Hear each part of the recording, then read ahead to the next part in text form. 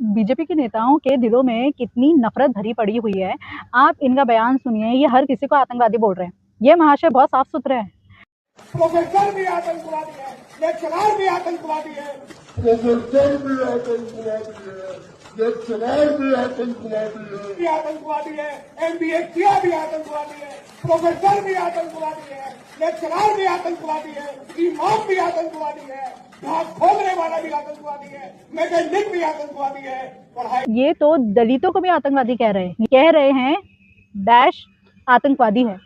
ये ऐसे नाम से दलितों को पुकार रहे हैं जो कि ये बोलना भी एक क्राइम है, पता है आपको। लेकिन बीजेपी के नेताओं को तो ऐसे लग रहा है कि किसी बात का डर नहीं है। इनको ऐसे लग रहा है कि पता नहीं, इनको कानून का डर नहीं है। ये 4-5 सेकंड के भाषण में इन्होंने हर किसी को आतंकवादी बता दिया है, जैसे कि ये महाशय बड़े साफ सुथरे हैं। अभी जो बागेश्वर धाम बाबा हैं, इन्होंने जो यात्रा निकाले थे हिंदू राष्ट्र बनाने की यात्रा, ये यात्रा निकाल देते हैं, लेकिन ये आपस में ही जातिवाद करके, जातियों में तफरके करके, ये जातियों को इंफीरियर दिखाकर, उनको गिराकर ये बात करते हैं। तो ये मतलब इनकी क्या मेंटालिटी है।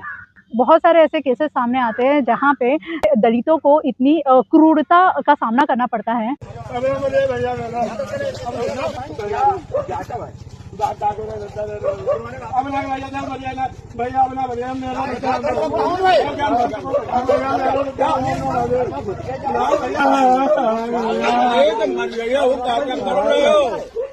उनको बेइज्जत किया जाता है, उनको मारा जाता है। शादियों में पुलिस प्रोटेक्शन लेनी पड़ती है क्योंकि उनको ये डर रहता है कि कहीं हम घोड़े पर बैठ जावे तो ये लोग आके हर पत्थर ना मार देवे। तो ऐसी सिचुएशन है हमारे देश में। मेरे को समझ में नहीं आता है कि ये कैसे मंत्री बन जाते हैं यार।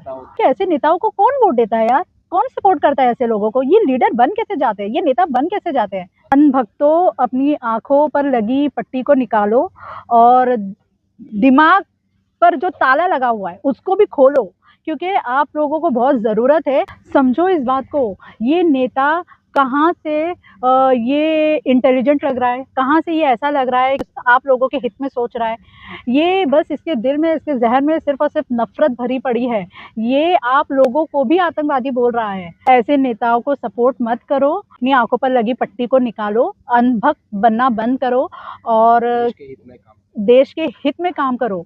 देश को जोड़ के रखो, ना कि एक दूसरे के रिलीजन पर, एक दूसरे के ऊपर इल्ज़ाम लगाकर, एक दूसरे को मारकर, एक दूसरे को गालियां देकर देश आगे नहीं बढ़ पाएगा और ना ही आप लोग आगे बढ़ पाओगे।